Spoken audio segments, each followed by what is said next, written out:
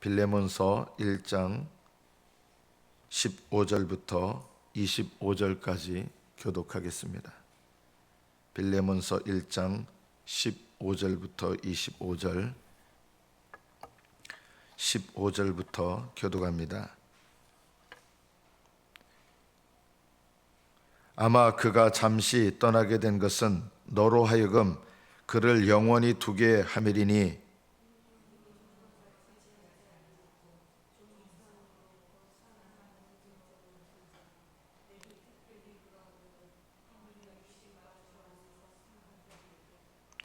그러므로 네가 나를 동역자로 알진대 그를 영접하기를 내게 하듯하고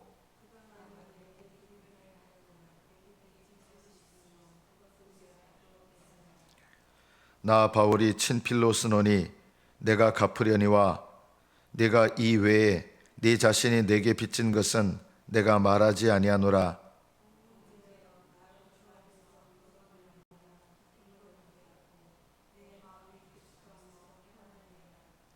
나는 네가 순종할 것을 확신함으로 내게 썼노니 내가 말한 것보다 더 행할 줄을 아노라.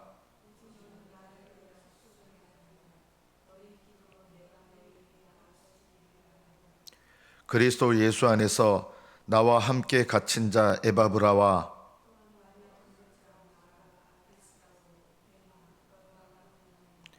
우리 주 예수 그리스도의 은혜가 너희 심령과 함께 있을지어다. 아멘. 이 빌레몬서는 사도 바울께서 빌레몬에게 오네시모를 위하여 개인적으로 보낸 편지입니다. 빌레몬 개인에게 보낸 편지입니다. 자, 그런데 이 개인에게 보낸 편지가 하나님 말씀입니까?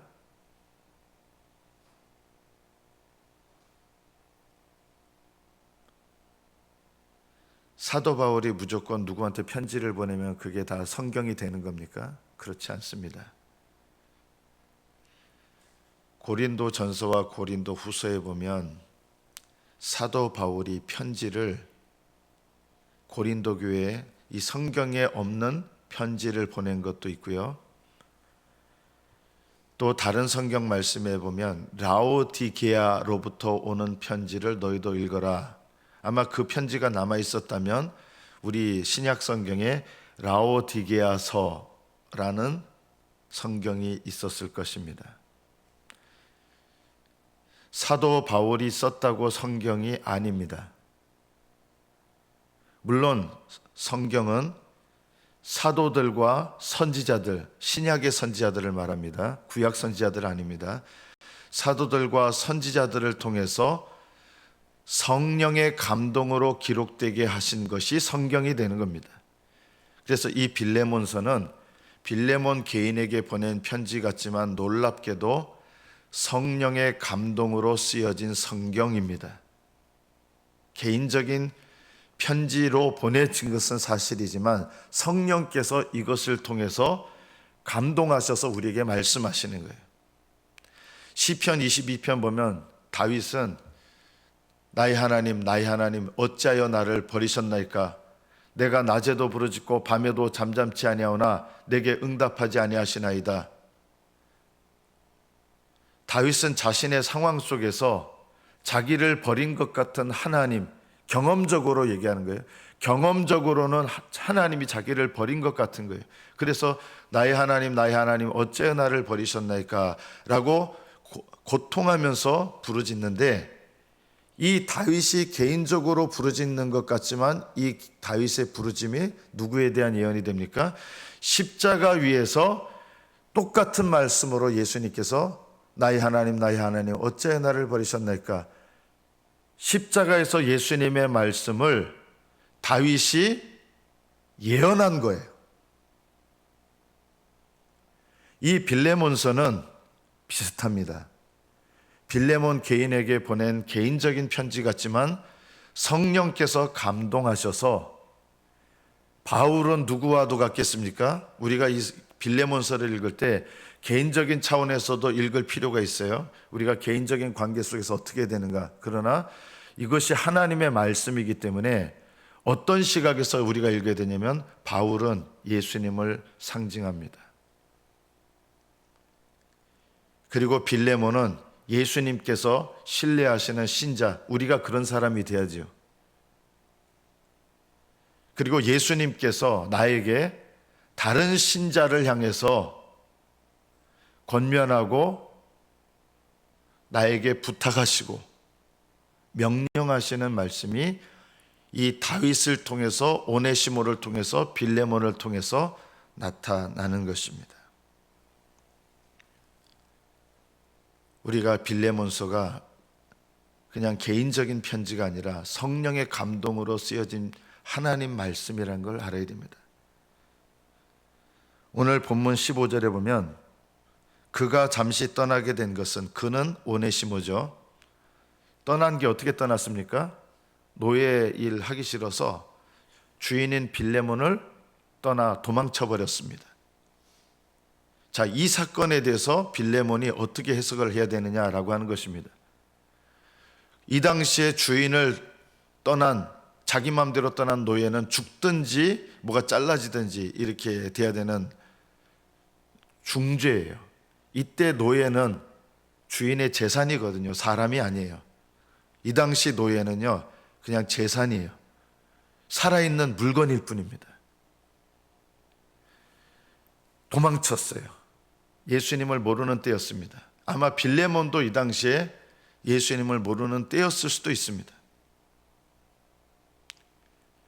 빌레몬이 바울을 통해서 예수님을 믿었고, 놀랍게도 빌레몬을 도망쳤던 오네시모가 바울을, 아마 이 오네시모가 감옥에 있다는 것은 아마 붙잡혀서 그렇겠죠. 도망갔다가. 그럴 가능성이 있죠. 그 감옥에서 오네시모를 영적으로 양육합니다. 그리고 하나님의 귀한 일꾼이 됩니다. 자, 이런 사건 가운데서 빌레몬에게 오네시모가 너를 떠난 사건을 어떻게 해석하라고 권면하는 거예요? 그가 잠시 떠나게 된 것은 너로 하여금 그를 영원히 두게 하려 함이니라. 그를 영원히 둔다 할 때 그는 오네시모입니다. 그를 영원히 두게 하려 함이니라. 뭘로 영원히 둔다는 것입니까? 그 다음 말씀에 보면 사도 바울이 말하는 뜻이 뭔지 알 수 있습니다. 16절에 보면 이후로는 종과 같이, 노예와 같이 대하지 아니하고 노예, 종 이상으로 곧 사랑받는 형제로 둘 자라. 빌레몬에게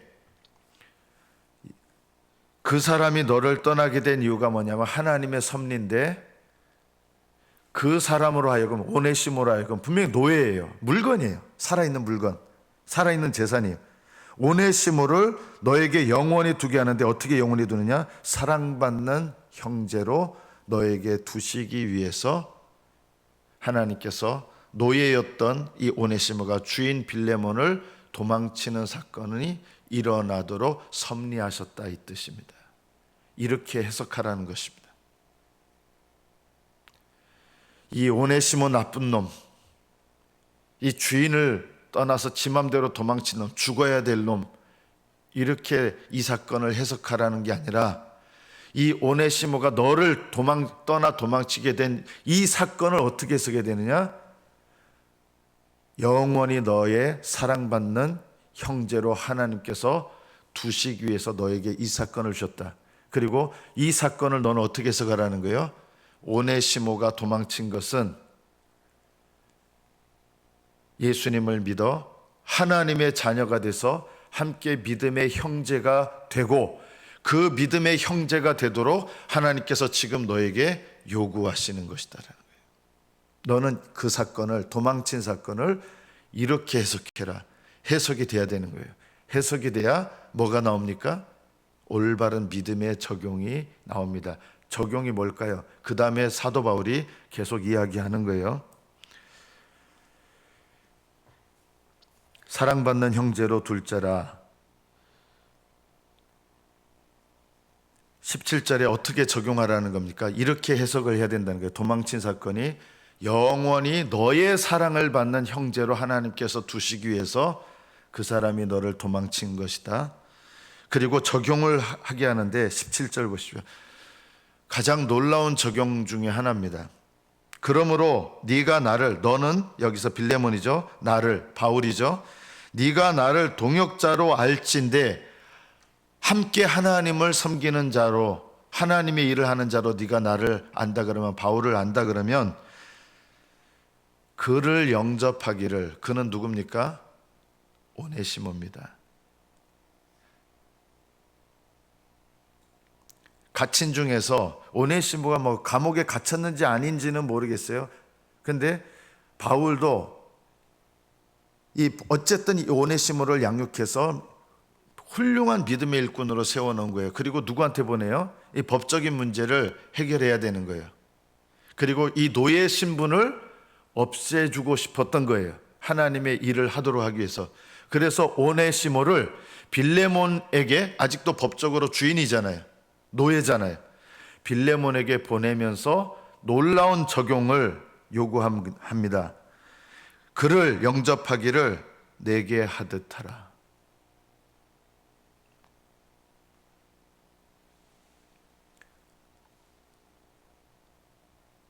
여러분, 엄청난 적용 아닙니까? 도망친 노예를 노예로 대하지 말고, 빌레몬은 사도 바울을 어떻게 대합니까? 나에게 복음을 전해준, 생명의 복음을 전해준 생명의 은인이에요. 그래서 빌레몬은 바울을 어떤 분으로 생각합니까? 아버지처럼 여겨요. 생명의 은인으로 여겨요. 그래서 바울에 대해서 모든 것을 다 드려도 아깝지 않은 그런 분이에요. 그런데 사도 바울이 오네시모를 빌레몬에게 보내면서 빌레몬을 영접해라. 어떻게 영접하느냐? 네가 나를 영접하듯이 오네시모를 영접하라.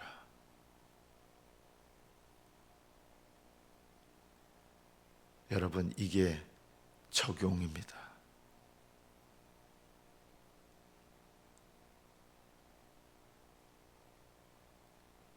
보통 같으면 딱 보면 무슨 마음이 들어요?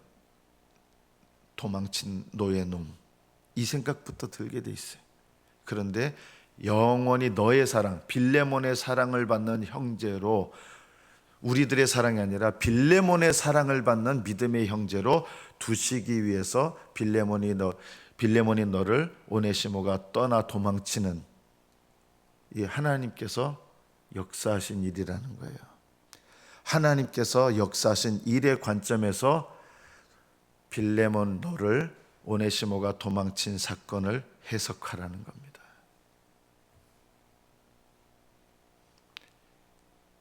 분노할 만한 일이었지 않습니까? 노예놈이 감히 도망치고, 이놈 찾아서 내 죽인다.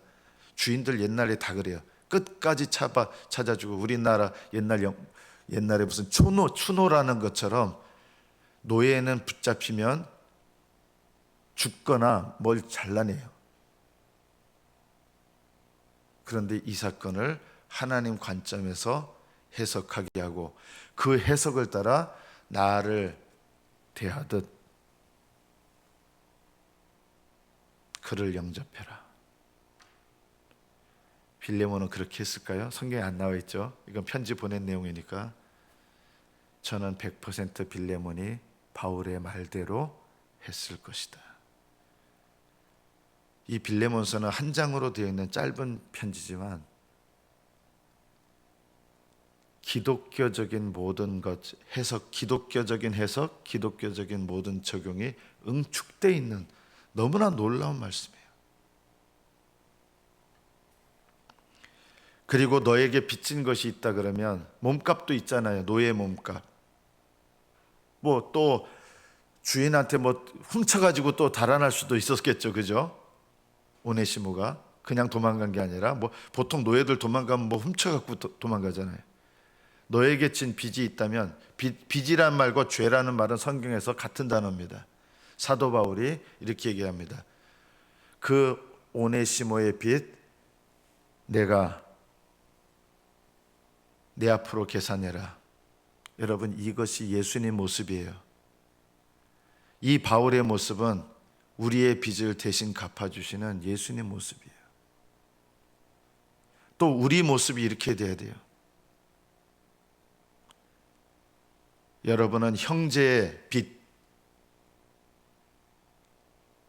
어떻게 해석하십니까? 사도 바울처럼 내 앞으로 계산하십시오 이렇게 합니까? 빚쟁이처럼 빚 갚으라고 합니까?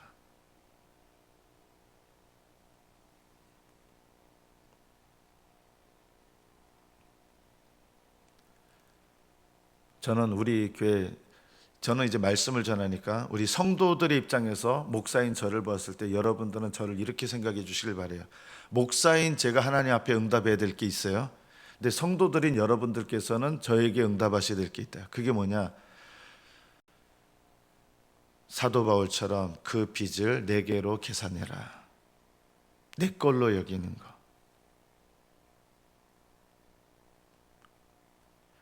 여러분은, 저도 하나님 말씀을 증거하지만 인간적인 차원에서 보면 저는 하나님 앞에 허물이 많은 인간입니다.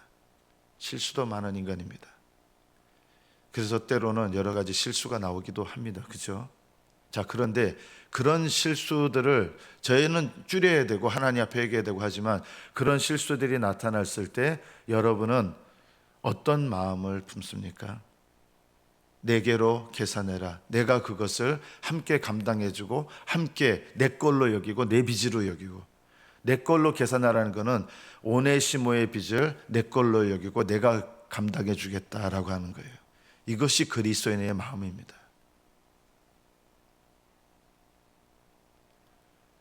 저는 여러분에게 하늘나라에서 여러분 담임 목사의 부족함과 상관없이 또 하나님께서 버리시는 크게 잘못된 것이 아닌 한 성도들이 감당하셔야 될 책임도 있습니다. 함께 감당해야 될 책임. 그것이 그리스도인입니다.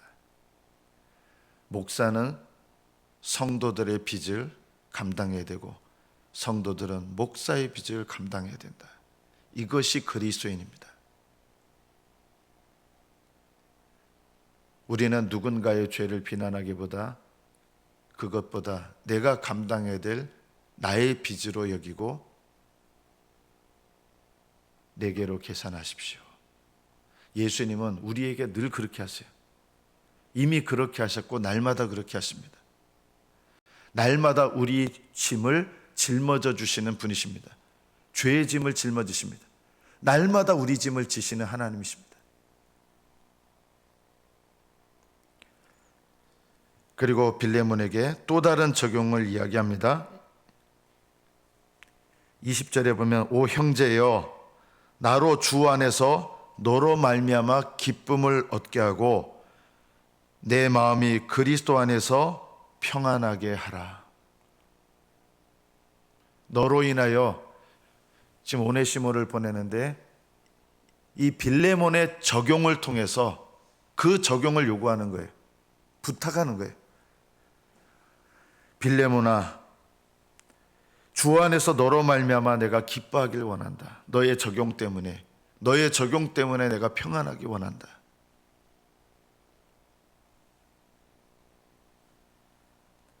그러면서 21절 이렇게 얘기합니다. 나는 네가 순종할 것을 확신함으로 지금 편지를 썼다.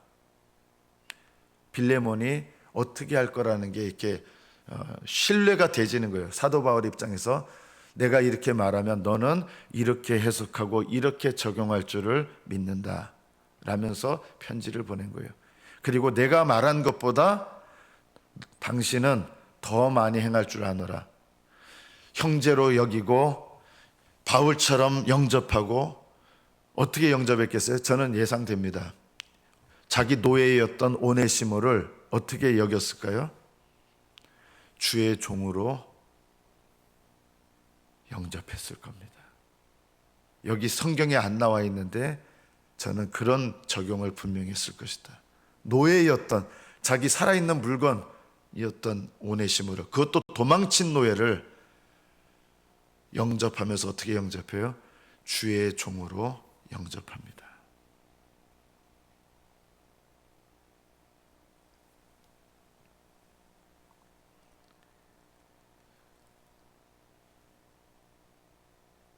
네가 내가 말한 것보다 더 행할 줄을 아노라. 그러면서 또 이야기합니다. 이건 바울의 말이기도 하고 예수님의 말이기도 해요. 오직 너는 나를 위하여 숙소를 마련하라. 내가 너희한테 가고 싶은데 거처할 곳을 네가 준비해라. 이건 주님께서 우리 각자에게 말씀하시는 거예요. 내가 너에게 가고 싶은데 네 안에 내가 머물 장소를 마련하라는 것입니다. 예수님이 머무실 거처를 마련하십시오. 그 방법이 뭘까요? 자기를 부인하는 것이 예수님의 거처를 마련하는 길입니다. 그리고 또 이야기합니다. 너희 기도로 내가 너희에게 나아갈 수 있기를 바라노라. 나아가기를 원하는데 뭐가 필요해요? 기도하기를 원하는 거예요. 사도 바울이 우리에게 오실 수 있게 해달라고. 다른 말로 말하면 예수님께서 내게 임재하시도록 거처를 마련해야 되고요, 기도하셔야 돼요. 이것이 믿는 사람들이 날마다 해야 될 일입니다. 예수님께서 여러분에게 거하시기를 원하는데, 물론 예수님은 우리 안에 계시는 분이에요. 그러나 경험적으로 계시는 거 말하는 거예요. 날마다 거처를 준비하셔야 됩니다. 비우셔야 됩니다. 그리고 기도하셔야 됩니다. 기도로 예수님께서 우리에게 경험적으로 찾아오셔서 임재하시고, 경험적으로 우리를 만나시고, 경험적으로 우리와 함께 하십니다. 이것이 복된 신앙입니다. 마지막으로 오늘 본문의 말씀을 보면 24절에 또한 나의 동역자 4명이 나옵니다. 마가, 아리스다고, 데마, 누가. 이 4명을 기억해 보십시오. 마가 첫 선교 여행 때 나 못하겠습니다 하고 포기하고 돌아갔어요. 그래서 처음에 바울은 이 마가하고 나는 선교 여행 못 간다, 이것 때문에 바울을 인도했던 바나바와 바울이 아주 엄청나게 둘 다 격렬하게 싸웁니다. 그리고 두 사람이 갈라집니다. 같이 두 사람이 동역했는데 두 사람이 갈라집니다. 그 원인이 된 사람이 누군지 아십니까? 마가복음의 저자 마가입니다. 마가는 사도가 아닙니다. 바울은 나는 이 마가와 함께 할 수 없다 했던 사람이에요. 그런데 나중에 편지에 바울은 마가가 내 사역에 유익하다. 처음에는 선교여행에서 나 못하겠습니다 하고 떠나가서 나는 이 사람하고 신실하지 못해서 난 신뢰할 수 없다고 했는데, 하나님께서는 이 마가를 다시 세우셔서 바울의 신실한 동역자로 세운 거예요. 그래서 오늘 이 편지에 보면 나의 동역자 마가라는 사람이 첫 번째 나옵니다. 얼마나, 여러분 주의 깊게 이 말씀을 보면 얼마나 이게 놀라운 말씀인지 아십니까? 나의 동역자 마가. 나는 동역자라고 생각하지 않았는데 지금은 동역자예요. 그 다음에 나오는 아리스도가는 신실한 동역자입니다. 마가는 신실하지 않은 동역자였는데 바울 입장에서 신실한 동역자가 됐어요. 아리스다고는 신실한 동역자로 바울을 떠난 것은 아니지만 사역을 위해서 이제 바울을 떠났겠죠. 사역을 위해서 신실한 동역자였습니다. 아리스다고. 세 번째 데마. 이 당시에는 동역자였습니다. 그러나 디모데 전서와 후서를 통해서 보면 데마에 대해서 이렇게 얘기합니다. 데마는 세상을 사랑하여 나로부터 떠나갔다. 이때에는 동역자였는데 그냥 사역을 위해서 떠나간 게 아니라 세상을 사랑해서 데마가 바울을 떠나버렸습니다.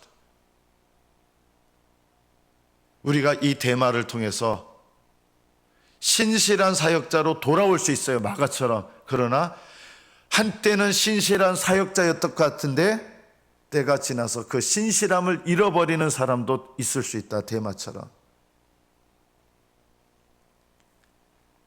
그리고 마지막에 나오는 누가는 누가복음의 저자 누가고 바울과 동역하고 같이 선교행하면서 바울의 개인적인 의사 역할도 하고 함께 동역자로 섬긴 사람입니다. 그래서 이 누가는 맨 나중에 나오지만 끝까지 바울과 함께 선교 여행에 참여했던 동역자입니다. 사도 바울은 예수님을 여기서 상징하는 인물이라 그랬잖아요. 여러분은 예수님께 어떤 동역자입니까?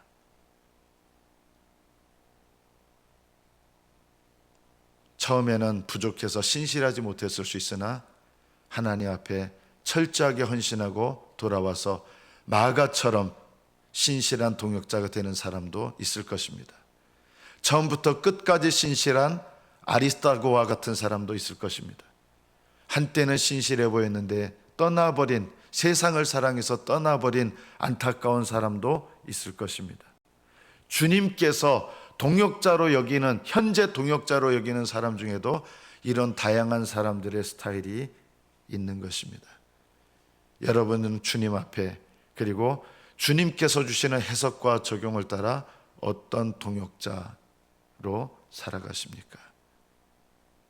하나님 앞에 끝까지 신실한, 그리고 주님께로 돌아오는 신실한 주님의 동역자가 되셔서 주의 일을 감당하시는 귀한 하나님의 일꾼들이 되시기를 축복합니다.